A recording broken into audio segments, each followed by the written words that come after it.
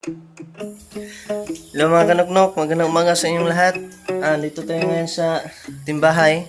Ngayon lang tayo nakarating at nagmadali tayong magtimpla ng kape kasi nga Oh, no, no, no, no.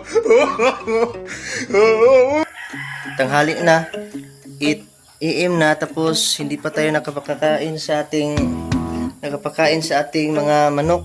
So bilisan natin dahil hindi mabuti kapag lipasan sila ng pagkain.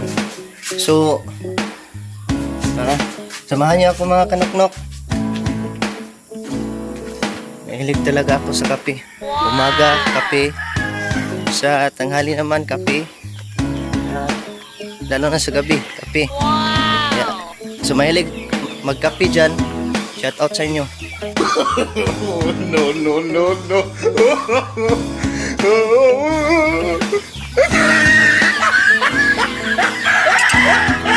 So ito, nandito na tayo sa ating mga manukan.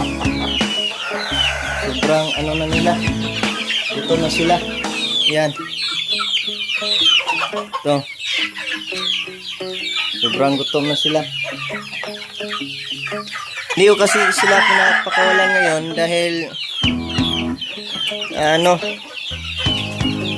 nag-iiba yung klima ng ating panahon. Mainit sa umaga tapos bigla namang ulan. Malaki kasing epekto yan sa ating mga manok. Magkakasakit sila. Kaya yan, ito, gutom na talaga. So magtimpla muna ako ng kanilang pagkain. Magmix ako ng pagkain na may herbal. Yan kasi talaga ang ating pinapakain dito.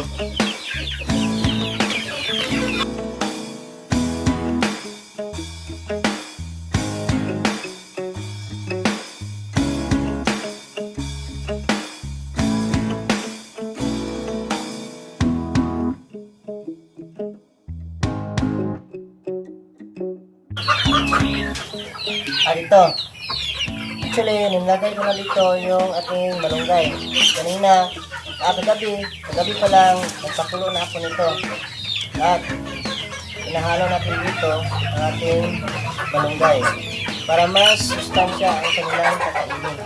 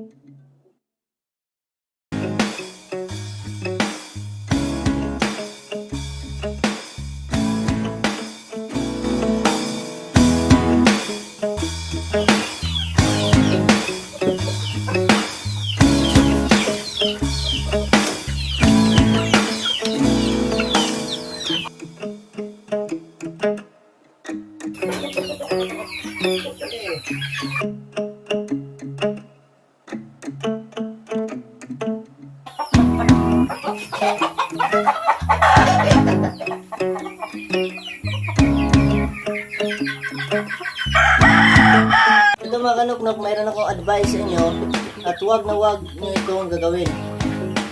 Kanina nga, nagmadali tayo sa pagpakain natin yung mga manok. Tanghali na, idiin na, at hindi yun ang tamang pagpakain ng ating mga manok. At kapag kadalasang mangyari yun, sigurado magkakasakit ang mga manok. Kaya yan ay dapat natin iwasan. Ay kanina sa pinakita ko hindi ko na pinakita sa inyo ano talaga yung nilagay ko doon.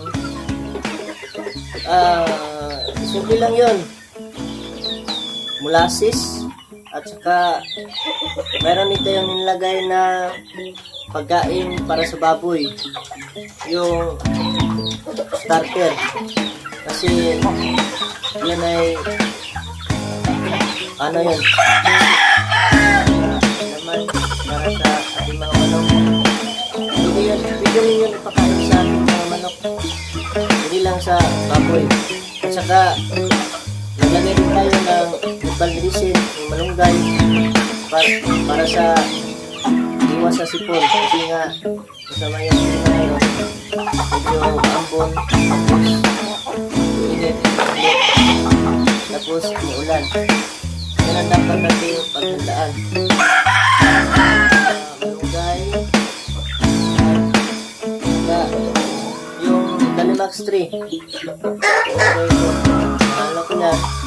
At minsan, lagyan ko rin ng yung rice.